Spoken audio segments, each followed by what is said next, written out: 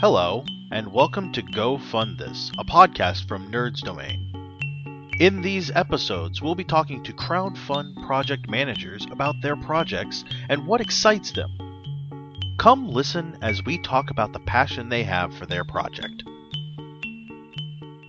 Hi everybody, and welcome back to Go Fund This. Today I'm talking with Zack Ringler from Games by a Madman or Two. Say hi, Zack. Hello, Zack. And we're going to be talking about your game Moonshine Run, right? Correct. All right. So I have two really important questions that we ask everybody that has nothing to do whatsoever with your Kickstarter. Mm-hmm. So let's get into those. They're pretty important, so think hard. In the impending zombie apocalypse, what is your weapon of choice? That depends on the zombie. Slow zombies, fast zombies, smart zombies, or liches. Well, why don't you give me an answer for each of those then? For slow zombies, slow zombies are what you see in the book World War Z. I'd go with a sniper rifle and set up a well distance away if I could pick them off one at a time. Fast zombies, as you see in Walking Dead, I go with a sword, katana, machete, scythe, anything that is designed to cut through the opponent easily. Smart zombies, I'd use a semi-automatic weapon. Something where I could pick them off at a distance, but something that if I'm cornered, I have a chance. Liches are zombies with mystical powers. To fight a lich, I would be out of my mind. I would run. But no matter the type of the zombie, I'd also have some kind of explosive device attached to my body in case I did go down. All right. Well, that explosive device on your own body is a first for us, but that's okay. That's great, actually.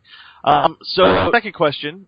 Given all of the sci-fi you know, what planet do you most want to visit? I'd have to go with the stepwise worlds of, I forgot the name of the book. Terry Pratchett's book. Okay. I'm trying to remember the name, and it's just escaping me. Well, that's all right. No, that's great. Terry Pratchett has a wonderful way of building worlds, so those would be interesting, right? Yeah, because the stepwise world, you just take a step and be in a new world. Right on. All right, well, let's get into your project. We'll start off with your sales pitch. What exactly is Moonshine Run, and why do you have such a passion for this? Moonshine Run is set back in the 1930s, back when Prohibition was still in full swing. Well, actually at the end of Prohibition, when it was about to be over, but the moonshiners didn't know it at the time. They still had to get their moonshine to the drinkers, to the customers, to get money. And along the way, they came across hazards, cops, rival moonshiners, bad weather, and they had to somehow get around that to get the money. In Moonshine Run, you are a moonshiner trying to get your moonshine to a speakeasy. Along the way at the night, you're going to be coming across cops, rival moonshiners, natural disasters, and damaged goods. Stuff that a real moonshiner would have run across.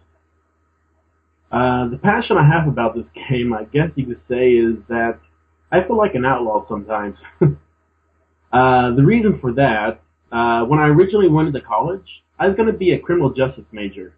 But I figured out I sided too much with the criminal instead of the justice. Heaven's sakes, my grandfather was part of the mafia. Got his fingers shot off. And when I actually thought up the game, I was on a 1930s movie set for the movie Vancouver no Asahi. Vancouver's Asahi. And so go ahead. So you have an affinity for the 1930s specifically, or just the criminal element in general? I think the criminal element in general, most definitely. Okay. Right on. Well, why don't you tell us a little bit about your company?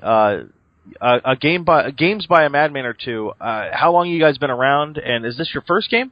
This is the first game we're getting published. It's the second game I'm working on. The company is right now me and the artist I paid to work on the art.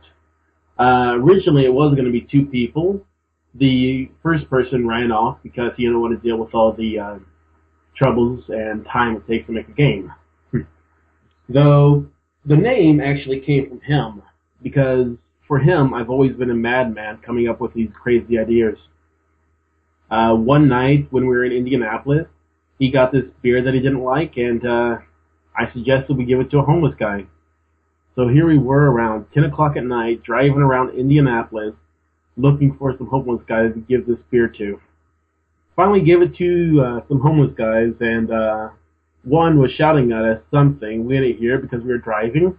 We looked up and figured out there is oncoming traffic because we were on a one-way road going the wrong way. Wow, okay. Yeah. So it looks like you have gotten a little over $1,000 of your $7,000 goal. And you've got lots of different reward levels. So the game is mostly cards, right? Or is it all cards? It's all cards. Okay. And it looks like you can get the base game for $20? Correct. Okay. And that comes with 140 cards, right? No, it comes with 74 cards. 74 cards. Okay. Okay.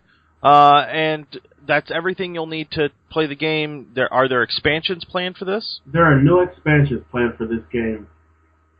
Okay. So you've got quite a few levels here. The base game is at $20, but then you've also got shot glasses that you're going to include with some reward levels, and then you've got reward levels that give multiple games and multiple shot glasses as well. Correct. All right. There was a 5,000 one that I was going to put up, but I was advised against it. I was going to actually hand deliver the games to the backer. Huh. Yeah, that could be a little expensive, couldn't it? Yeah, and also with today's society, some people you really don't want to go into their house. Yeah. Well, great. So you've got the game is all set and ready. You've already got all the artwork done. Is that right? That is correct. All the artwork that you see on the Kickstarter is the actual artwork for the game. Okay, and so you guys are just ready to print, and that's the whole point of the Kickstarter. Correct. Excellent. So where can we see you this year? What conventions will you be at? Any shows that we can demo the game at?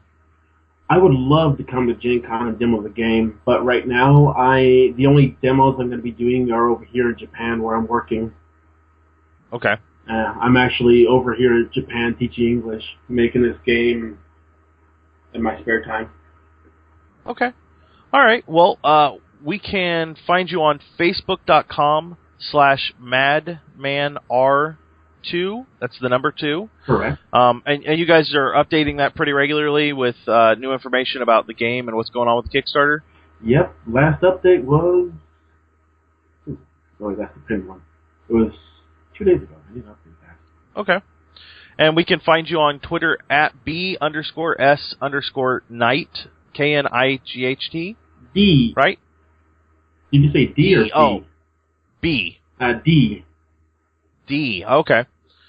And then we can find you on, or we can find the Kickstarter by going to tinyworld.com/moonshinekick, and that'll take you right to the Kickstarter. The game looks pretty simple and fun. Looks like a fast-paced run down a mountain just to get some moonshine to some speakeasies. Right. And for $20, I think that's a pretty good price to try and pick up a game like this. Yeah, we still have one of the $15 early birds. I call them happy hours, though. They can get the game for. I like the happy hours. And the shot glasses will have your Moonshine Run logo on it, right? Correct. Excellent. All right. Anything else that you want to touch base on with the game? I just hope that people like it when they get it. Excellent. Excellent. Well, I think that'll do us for Go Fund This. You can find us on Facebook and on Twitter. You can head over to /loot and pick up our shirts. And we want to thank Jarby McCoy for our music. And we will talk to you guys real soon. This has been a production of the Omega Nerds Network, the network where it's on.